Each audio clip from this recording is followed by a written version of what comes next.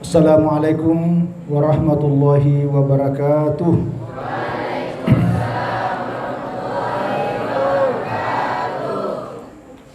Alhamdulillahirabbil alamin. Iyyahu na'budu wa iyyahu nasta'in. Asyhadu an la ilaha illallah wa asyhadu anna Muhammadar Rasulullah. Allahumma shalli wa sallim wa barik ala Rasulillah Sayyidina Muhammadin wa ala alihi wa sahbihi ajma'in. Subhanaka la ilma lana illa ma 'allamtana innaka antal alimul hakim. Allahumma iftah alaina futuhal arifin bi hikmatika wa bi rahmatika ya arhamar rahimin.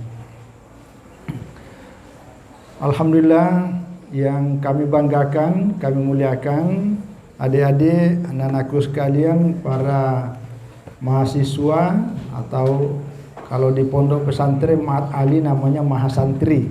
Di sini juga Mahasantri juga istilahnya ya. Ya, seperti sama di Ma'had Ali. Saya mengajar di Ma'had Ali di Sulawesi tapi melalui online. Kecuali kalau saya pulang, itu disempatkan untuk sama seperti ini juga. Jadi kita bersyukur kehadirat Allah Subhanahu wa taala. Malam hari ini kita sempat berkumpul silaturahmi bersama-sama sekaligus ya kita share ya. Apalagi malam hari ini adalah malam Jumat. Malam Jumat itu adalah malam penuh keberkahan. Jumat itu artinya berkumpul. Baik pada malam Jumat ataupun pada siang hari Jumat, itu tempatnya berkumpul segala macam kebaikan. Itulah keistimewaan. Maka al-Jum'ah itu artinya berkumpulnya kebaikan, berkumpulnya keberkahan. Jadi kita sebenarnya ini ya dalam hidup ini selain ilmu yang kita dapat, yang sangat penting adalah keberkahan. Keberkahan itu artinya kebaikan yang Allah berikan kepada kita dari berbagai macam arah sekaligus berasal dari sumber yang beraneka macam. Itu namanya berkah. Nah, oleh karena itu sekali lagi kita bersyukur, terutama saya pribadi, karena saya udah lama di AIM Pontianak ini, tapi baru kali ini bisa bersua dengan adik-adik sekalian, khususnya di Ma'had ini. Ini kesempatan. Jadi saya diberi judul Pembinaan Iman, Takwa dan Karakter. Wah, ini bagus sekali judul ini. Ya, saya tidak membuatkan semacam PPT ya, tapi cukuplah ini catatan-catatan kecil. Adik-adik dan anak-anakku sekalian yang saya banggakan, saya ingin memulai dengan sebuah pertanyaan. Untuk apa kita berilmu? Untuk apa kita belajar? Itu pertanyaan untuk kita semua. Dan boleh masing-masing mempertanyakan terhadap dirinya sendiri. Untuk apa saya belajar ini? Untuk apa saya datang di kampus di AIM Pontianak? Untuk apa saya nginap di Ma'had ini? Ataupun ya di manalah nanti, karena mungkin di sini waktunya sangat terbatas. Tapi pertanyaan seperti itu memang seharusnya selalu dimunculkan untuk memotivasi kita mencari jawabannya untuk bisa kita menjadi orang yang baik. Ya, syukur-syukur kalau bisa menjadi orang yang sukses. Sukses dunia dan sukses akhirat. Amin ya rabbal alamin. Maka salah satu jawabannya, untuk apa kita belajar? Salah satu jawabannya di Al-Quran, ayat yang pertama kali Allah turunkan adalah Al-Alaq. Surat Al-Alaq. Minimal ayat 1 sampai ayat 5. Udah tahu surah Al-Alaq? Surah apa itu? Surah Iqra. Surat Iqra. Yaitu Iqra bismi rabbikal ladzi khalaq. Ya. Diikuti bacaan saya supaya lebih seru. Makin banyak orang membaca Al-Quran, apalagi bersamaan dalam satu ruangan, maka di sini akan lahir aura dan energi-energi positif. Bismillahirrahmanirrahim. Iqra bismi rabbikal ladzi khalaq. Khalaqal insana min 'alaq. Iqra bismi rabbik alladzi Iqra bismi rabbikal ladzi akram.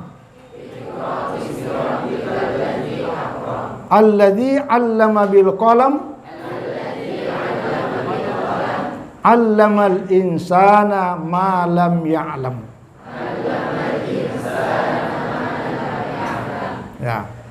Ini ayat yang pertama kali turun hanya terbatas sampai pada ayat 5. Tetapi intinya untuk memahami makna yang sebenarnya itu kelengkapannya ada pada ayat yang terakhir. Pertama, di dalam ayat ini Allah memerintahkan kepada kita Iqra, bacalah. Bacalah, bacalah. Kita diperintah membaca, artinya kita diperintah belajar. Kita diperintah berpikir. Berpikir bagian dari cara belajar.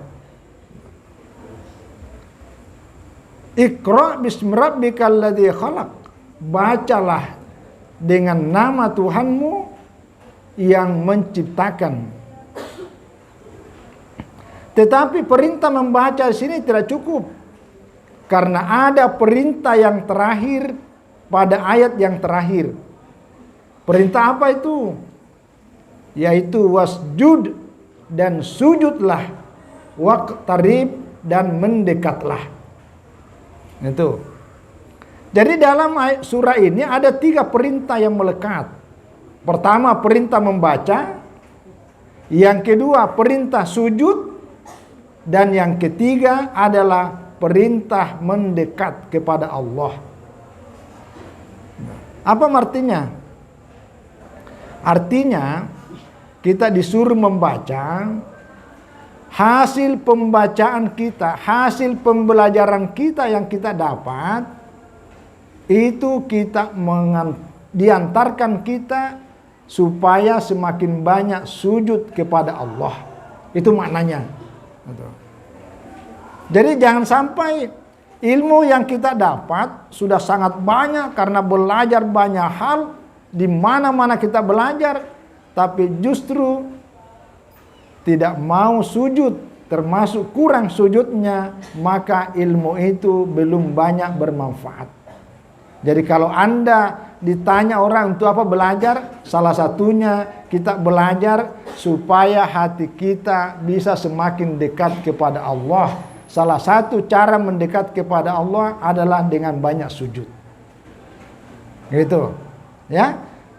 Jadi sekali lagi, apapun yang kita pelajari, apapun yang kita baca, ilmu apapun yang kita dapat, idealnya ilmu itulah yang mengantarkan kita untuk bisa sujud.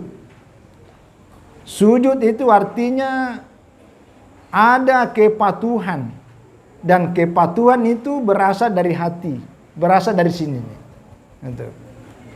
Ya.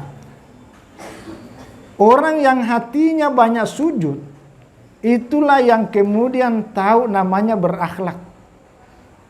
Karena kalau kita banyak membaca itu bagian dari aktivitas yang banyak bekerja adalah otak, akal.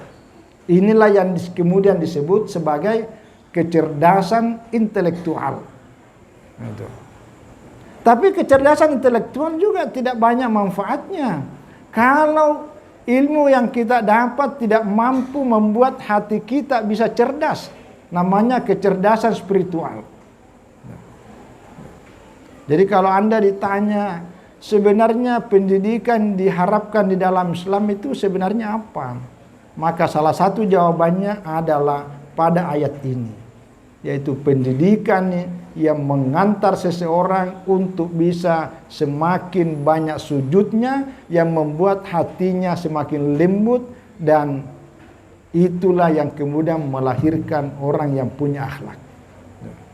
Jadi jangan sampai terjadi orang semakin pintar malah makin kurang ajar. Itu jauh dari pendidikan Islam, gitu ya. Makanya kalau di pondok pesantren salah satu kitab mendasar yang paling pokok diajarkan adalah Ta'lim al-Muta'allim. Kenapa? Karena Ta'lim al-Muta'allim salah satu pokok ajarannya itu dididik untuk beradab, dididik untuk berakhlak. Karena kalau kita berakhlak itu artinya lebih banyak menggunakan hati. Makanya itulah kalau di pondok pesantren begitu lihat kiainya, ta'zimnya luar biasa. Karena yang dididik pertama adalah akhlaknya. Gitu. Jadi al-adabu fauqa al-ilm. Jadi adab itu di atas daripada ilmu. Nah, melahirkan adab, melahirkan akhlak, melahirkan sopan santun, itulah tadi sujud. Tapi sujud ya bagian dari hasil setelah kita banyak belajar dan membaca. Nah, lalu perintah yang ketiga di dalam surah Al-Alaq adalah waqtarib, dan mendekatlah. Gitu. Artinya dengan ilmu yang kita dapat karena kita banyak belajar, banyak membaca, banyak berpikir, lalu kemudian kita gunakan ilmu itu semakin banyak sujud kepada Allah, maka inilah yang membuat kita bisa semakin dekat kepada Allah. Jadi kalau hanya belajar tapi tanpa sujud, maka itu tidak bisa membuat kita dekat kepada Allah. Dan itulah yang terjadi. Pernah dengar istilah orientalis? Pernah dengar istilah orientalis? Ya, orientalis itu artinya orang barat di Eropa sana, di barat, dia mempelajari ketimuran. Yang dipelajari di timur itu adalah agama, adalah adat, adalah budaya. Jadi orang barat mempelajari agama, termasuk dipelajari adalah Islam. Pelajari Al-Quran, pelajari hadis. Tapi ada enggak mereka sujud? Tidak. Kenapa? Karena dia belajar semata-mata untuk memuaskan intelektualitasnya. Bukan belajar untuk membuat dia dekat kepada Sang Pencipta. Itu bedanya. Maka kalau ada orang Islam yang hanya sibuk belajar dan belajar, semua kecerdasan dia miliki, tapi tidak ada sopan santunnya, tidak ada adabnya, tidak ada akhlaknya, tidak ada ibadahnya, tidak ada sujudnya, maka itu tidak mungkin dia bisa mendekat kepada Allah. Kalau tidak dekat kepada Allah, jangan pernah harap ada keberkahan yang kita dapat dalam hidup. Itu yang pertama. Yang kedua, ada satu kitab. Ini kitab sangat populer di pondok pesantren, terutama pondok pesantren tradisional. Namanya kitab Durratun Nasihin. Ya. Durratun Nasihin ini sebenarnya kalau dilihat dari perspektif ilmu hadis, itu sedikit banyak dikomentari oleh para ulama, karena di dalamnya ada cukup banyak hadis yang dianggap bukan saja sekedar dhaif, tapi banyak yang palsu. Tetapi banyak juga yang sahih. Dari 844 hadis dalam Durratun Nasihin, banyak yang sahih, 220 lebih itu hadisnya sahih, tapi selebihnya banyak yang dhaif. Tapi persoalannya bukan itu. Karena Durratun Nasihin ini termasuk salah satu kategori kitab yang mengajarkan tentang ilmu dan hikmah. Salah satu hikmahnya yang disampaikan pengarangnya namanya Syekh Utsman bin Hasan Al-Khubawi, bahwa ilmu itu terdiri dari 3 huruf. Ya. Jadi ilmu itu terdiri dari 3 huruf dalam huruf Arab. Yang pertama huruf apa? Ain. Yang kedua? Yang ketiga? Mim. Nah, kata ulama Syekh Utsman bin Hasan Al-Khubawi, huruf Ain itu adalah simbol dari kata Illiyin. Illiyin itu artinya tempat yang sangat tinggi. Bukan sekedar ala. Kalau ala, misalnya ini alat maktab di atas meja, itu masih rendah. Cuma ala di atas. Tapi kalau aliyin itu di atasnya di atas. Yang kita maknai dalam pengertian sangat tinggi. Artinya, kita belajar, berusaha mendapatkan ilmu, nanti ilmu yang kita dapat itu membuat derajat kita akan sangat tinggi. Gitu. Jadi makin banyak ilmu yang kita dapat dari para guru kita, makin banyak hikmah yang kita dapat dari berbagai macam sumber yang bisa dipertanggungjawabkan kebenarannya, itu adalah jembatan untuk kita mendapatkan derajat yang tinggi. Tinggi di sisi Allah dan juga tinggi di sisi manusia. Akan sangat berbeda ketika orang yang tidak punya ilmu. Ya, orang yang tidak punya ilmu, ya biasa, mungkin dipandang enteng orang, mungkin dianggap rendah orang. Dalam bahasa kasarnya, ya kadang-kadang tidak dihitung deh. Apalagi dicuekin. Memangnya enak dicuekin? Enak enggak? Nggak ada enaknya. Supaya kita tidak dicuekin, maka inilah umur seperti kita ini adalah umur produktif untuk kita manfaatkan belajar dan belajar supaya kita mendapatkan tempat yang tinggi. Ya, tinggi di sisi Allah dalam pengertian ada berkah dan ridho yang Allah berikan kepada kita. Itu maknanya aliyin. Gitu. Ini ilmu ini sejak saya di madrasah ibtidaiyah.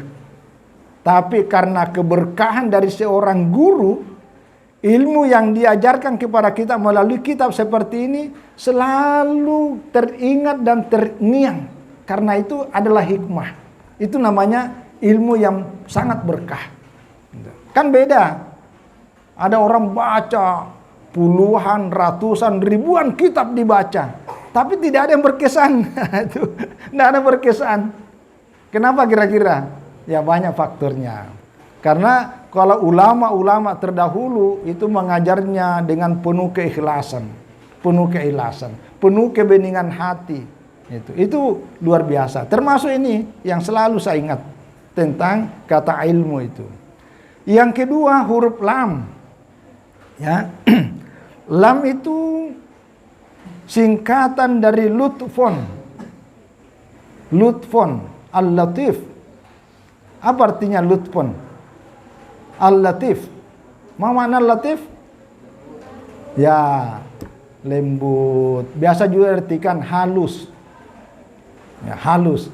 Maka kalau kita banyak ilmunya, bisa-bisa kita menjadi makhluk halus. Yaitu lutfon. Apanya yang halus? Yang halus itu adalah hati. Yang halus itu adalah jiwa. Yang halus itu adalah pikiran. Jadi salah satu tandanya orang punya ilmu adalah orang yang jiwanya halus. Pikirannya halus, hatinya halus. Dalam pengertian tadi itu lembut.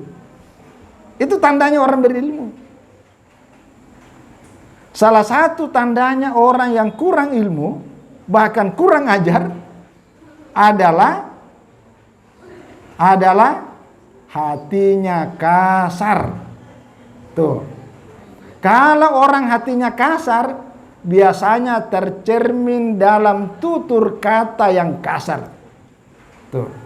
Orang yang hatinya kasar biasanya tercermin dalam sikap perilaku yang selalu kasar. Itu menunjukkan ilmunya sangat rendah. Tuh.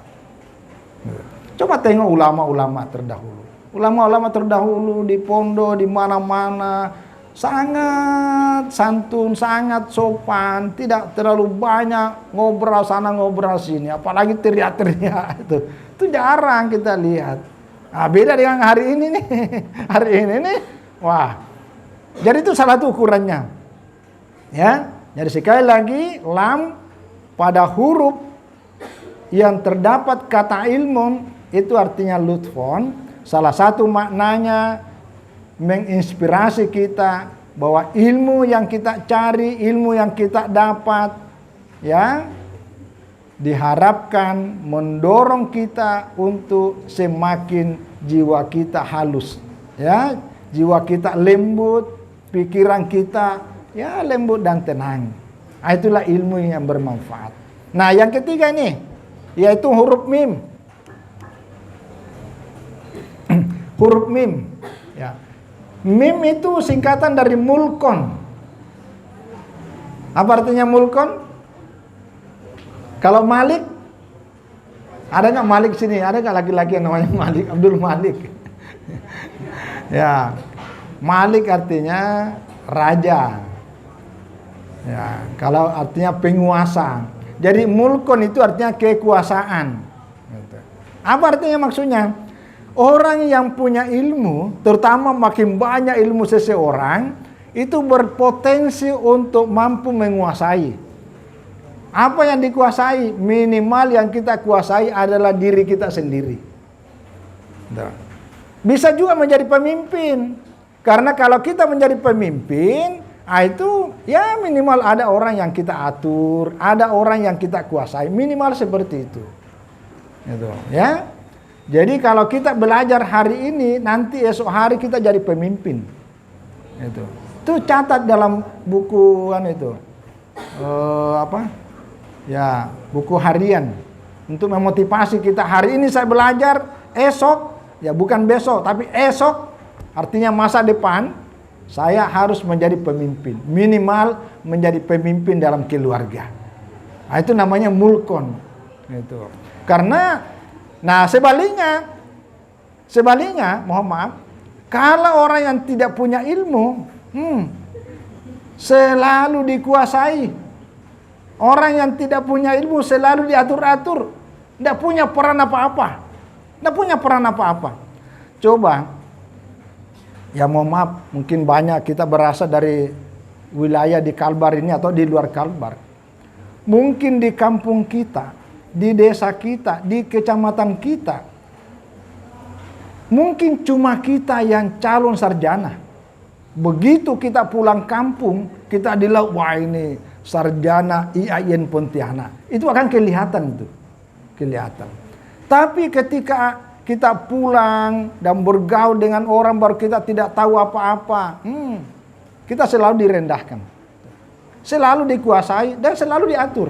Tapi kalau kita punya ilmu, insya Allah pertama tadi itu adalah kita pada posisi yang berpunya peran ya yang tinggi, yang kemudian berefek pada kehalusan jiwa kita, kelembutan tutur kata kita, termasuk dalam sikap dan perilaku. Dan yang terakhir adalah mulkon kita minimal bisa menguasai dan mengendalikan diri kita. Inilah ya jawaban dari pertanyaan yang kita munculkan tadi, untuk apa kita belajar? Minimal itu. Nah, yang kedua, pertanyaannya adalah bagaimana caranya mendapatkan ilmu? Nah, ini. Bagaimana caranya mendapatkan ilmu? Salah satu di antara jawabannya, Anda boleh, kalau bawa HP ada Al-Quran, boleh dibuka. Surat An-Nahl ayat 78. Dibuka. Surat An-Nahl, surat yang ke-16, ayat 78. Ya. Surat An-Nahl ayat 78. Sudah lihat? Boleh kita baca sama-sama? Baik, ikuti bacaan saya. Bismillahirrahmanirrahim. Wallahu akhrajakum min butuni ummahatikum la ta'lamuna syai'a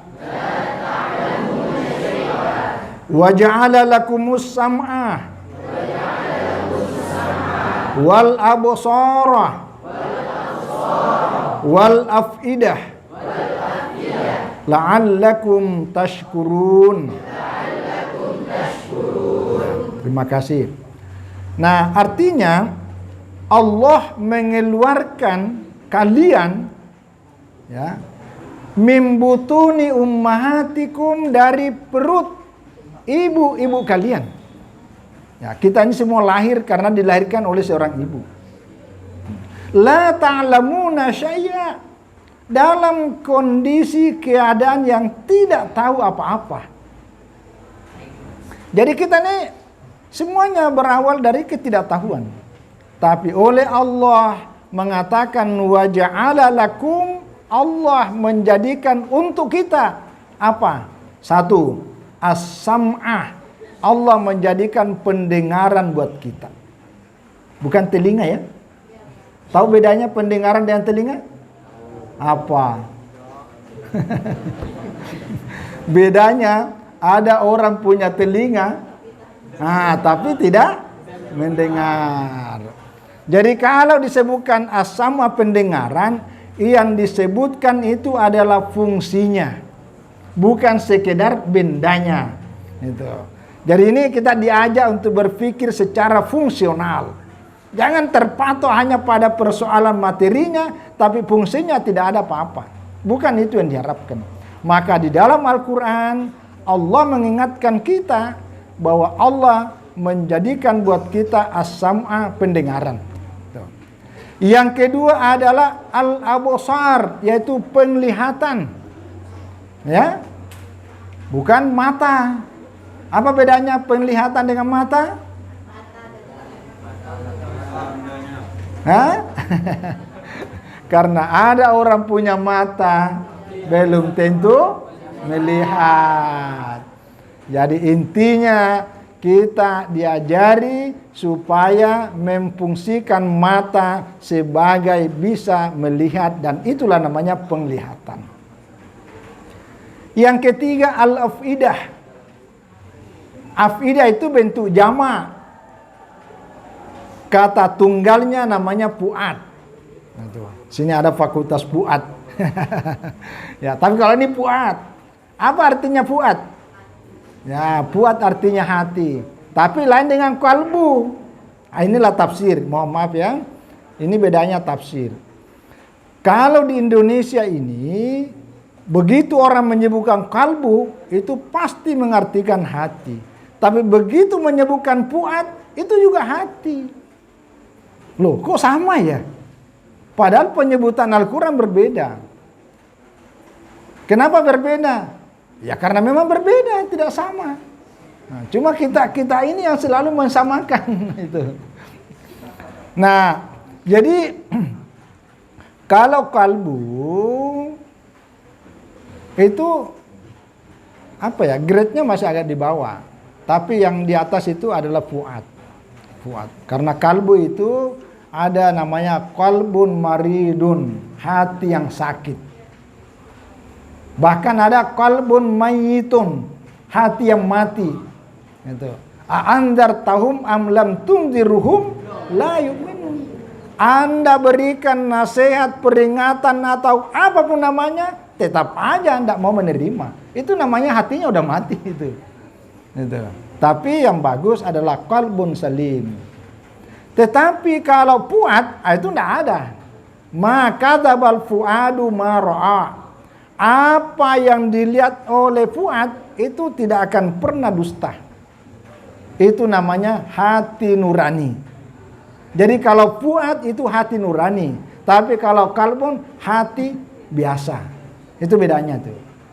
Nah, dalam konteks bagaimana caranya kita mendapatkan ilmu, salah satunya manfaatkan, fungsikan pendengaran. Itu maksudnya, ya. Jadi kalau mau belajar harus banyak mendengar. Banyak mendengar. Ya. Nah, seperti inilah. Ya, mudah-mudahan apa yang saya sampaikan ini ada manfaatnya karena Anda mendengar. Ya. Yang kedua adalah banyak melihat. Tapi jangan banyak melotot. Itu beda. Maksudnya melihat ini adalah memperbanyak pengalaman. Memperbanyak pengalaman. Makanya itu disebutkan oleh Al-Quran dalam bentuk jamak, absar.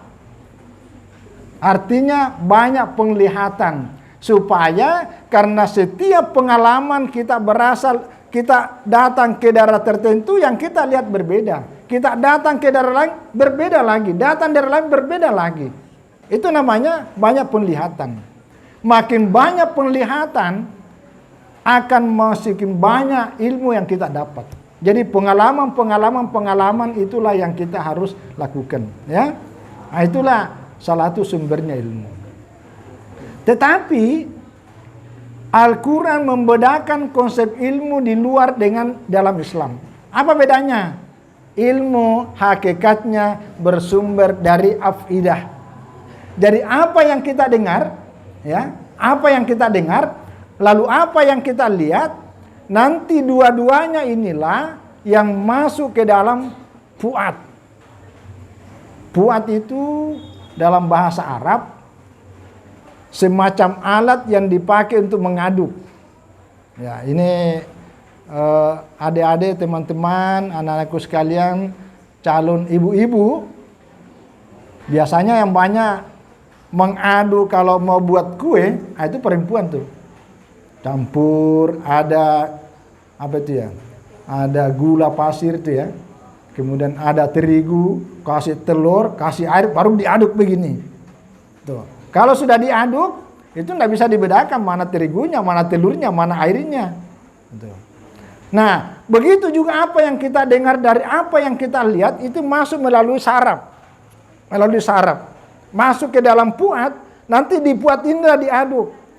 Begitu diaduk, terjadi getaran. Dari getaran itulah lahir sebuah kesadaran. Kesadaran itulah namanya ilmu. Gitu. Jadi sekali lagi adik-adik sekalian, perbanyak mendengar, perbanyak melihat, ya. Maka itulah sebabnya salah satu pesan guru-guru kita, makin banyak guru tempat kita belajar, itu makin banyak keberkahan yang kita dapat.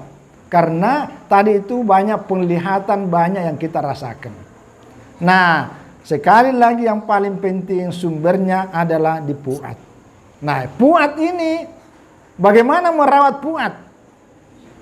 Merawatnya tadi itu adalah dengan wasjud. Makin banyak sujud kita, makin banyak ibadah kita, makin banyak zikir kita, makin banyak doa kita, makin banyak istighfar kita, itu membuat fuad hati kita ini makin segar untuk semakin bersinar untuk memperoleh ilmu dan kesadaran dalam diri kita. Nah, itu yang harus kita jaga itu. Itu yang kita harus jaga, ya. Jadi sekali lagi inilah yang kemudian membedakan. Kalau dari luar mungkin hanya sebatas penalaran dengan pengalaman fakta di lapangan yang dikenal semacam empiris, ya, kenyataan fakta di lapangan. Dari fakta lapangan itulah disimpulkan menjadi sebuah kesimpulan ilmu. Tapi dalam Islam tetap apa yang kita dengar dengan apa yang kita lihat tetap harus ditimbang melalui fuad, melalui hati. Inilah yang menjadi pembeda. Jadi sekali lagi kesimpulannya adalah menjaga hati sebagai sumber keilmuan yang mengantarkan kita untuk bisa semakin dekat dengan banyak sujud.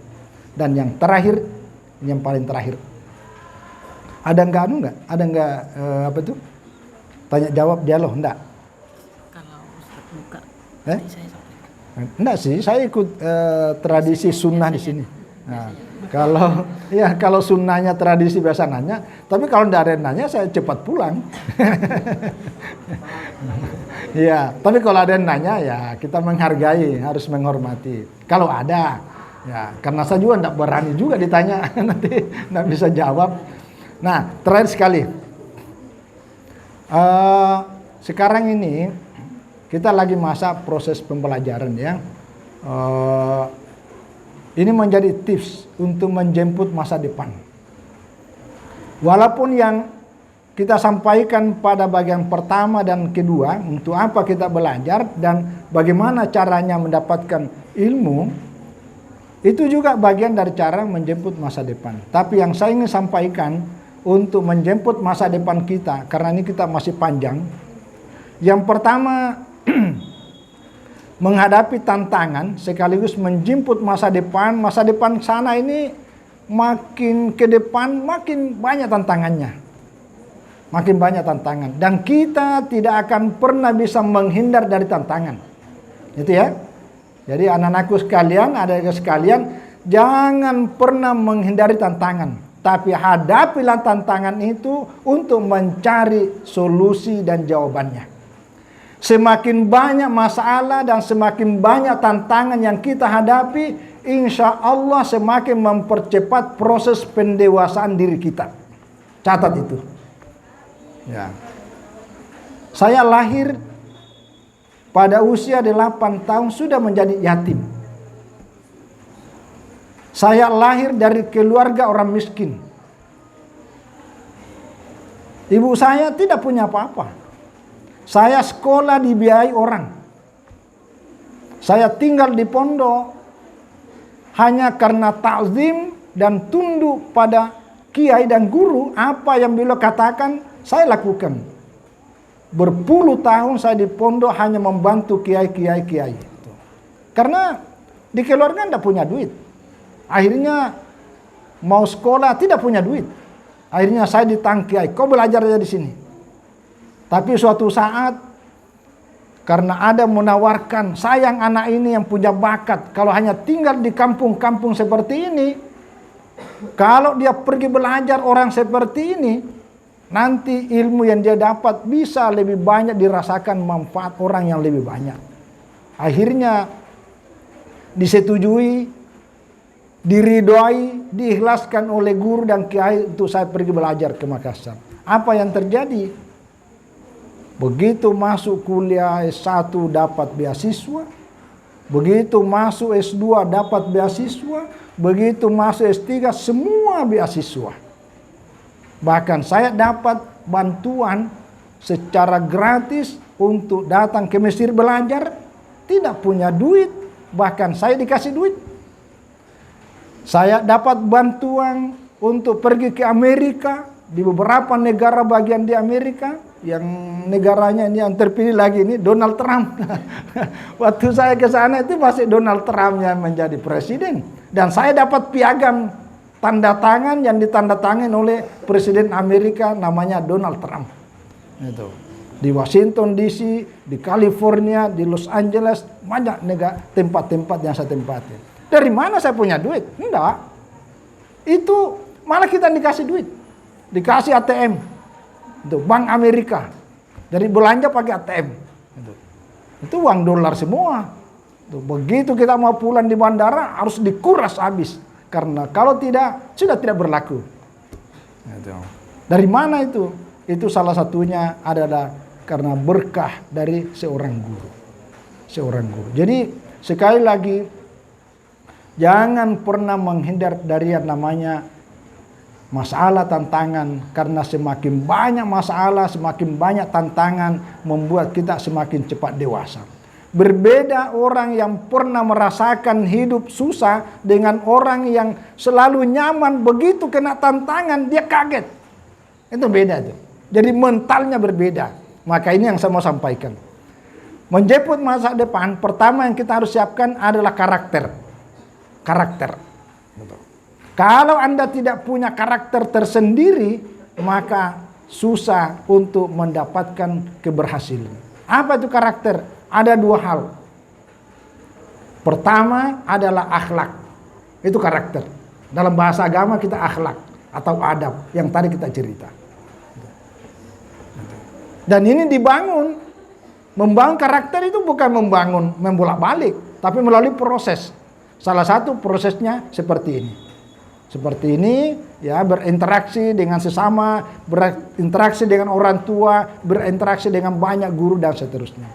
Yang kedua adalah kinerja. Itu karakter. Kinerja dengan bekerja beda. Apa bedanya kinerja dengan kerja? Nih. kerja. Tapi kalau kinerja itu kerja kita terukur. Kerja yang kita lakukan itu mendatangkan hasil dan manfaat yang bisa kita rasakan. Itu namanya kinerja. Jadi kalau kita bekerja, dipikirin apa kira-kira manfaat yang saya lakukan ini. apakah baik, apakah sedang, atau sangat baik, atau tidak baik. Itu diukur. Lalulah mendapatkan kinerja. Nah, termasuk untuk kinerja salah satunya itu adalah rajin, disiplin. Itu namanya kinerja. Kalau kita tidak punya itu, maka karakter kita agak sedikit kurang bagus. Inilah yang kita harapkan masa depan. Tidak boleh kita hanya santai, hanya wah itu kan si Anu juga begitu. Oh jangan, sudah tidak laku. Tidak laku. Karena persaingan masa depan itu semakin ke depan makin banyak persaingan. Dan itu dibentuk melalui karakter, dan karakter ini juga dibentuk melalui lingkungan. Kalau kita sudah terbiasa menghargai waktu, insya Allah karakter kita akan terbentuk. Ya, dalam banyak pengalaman saya di beberapa tempat, ya tapi memang saya sejak kecil selalu menghargai waktu, karena itulah hasil didikan dari orang-orang tua dan guru-guru kita. Ya, saya merasa berdosa ketika guru yang menunggu saya. Tapi kitalah yang harus menunggu guru kita, karena itu diajari kita. Nah, itu salah satu karakter. Jadi mohon maaf, jangan biasakan selalu terlambat, jangan. Karena itu karakter tuh. Karena kalau itu menjadi sebuah kebiasaan, wah itu akan berlaku selamanya. Saya hampir 10 tahun bekerja di bank syariah. Ya, saya 9 tahun Dewan Pengawas Bank Kalbar Syariah. Itu gajinya luar biasa itu. Tapi kedisiplinannya orang yang dikerja bank itu tidak boleh terlambat. Tidak boleh terlambat. Karena beresiko. Nah, ada beberapa yang dipecat, ya, dikeluarkan, itu gara-gara tidak disiplin. Itu. Gara-gara terus. Ini karakter. Jadi adik-adik sekalian, inilah pembinaan karakter itu, ya, yaitu akhlak dan kinerja. Akhlak itu ya kita udah tahulah tentang bagaimana berakhlak kepada orang tua, kepada guru, kepada teman-teman dan seterusnya.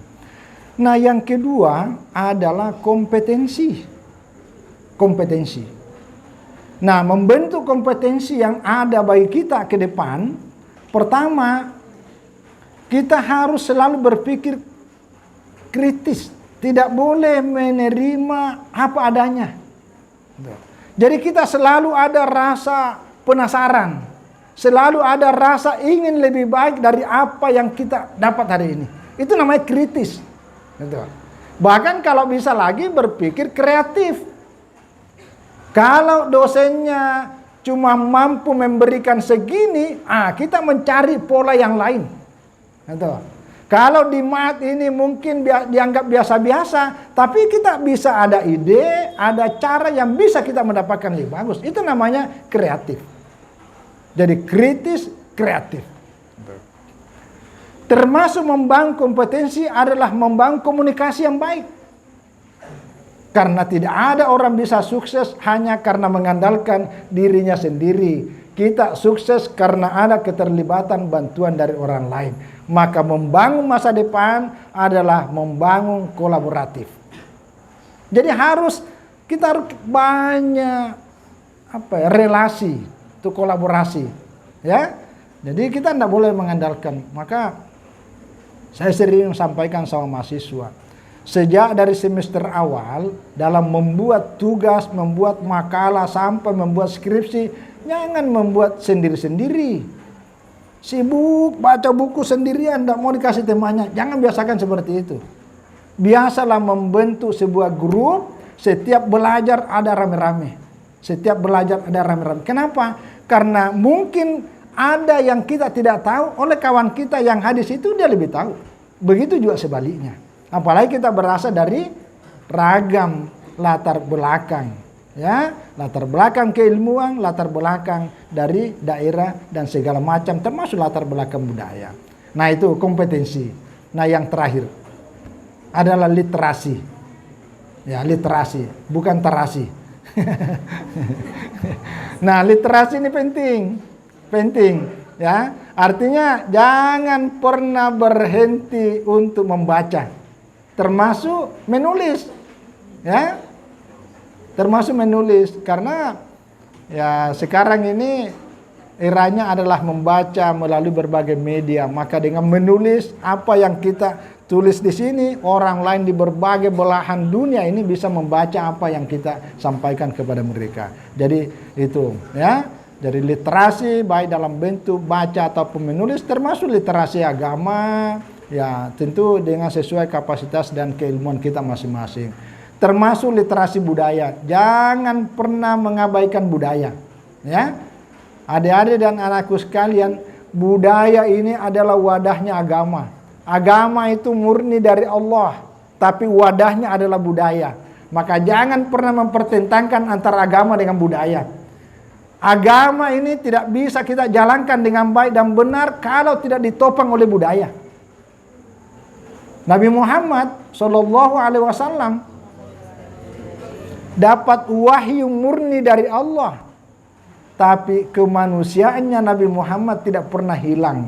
Maka Nabi Muhammad selalu ya mengapresiasi dan mengakomodir budaya-budaya di mana beliau tinggal, baik di Mekah maupun di Madinah.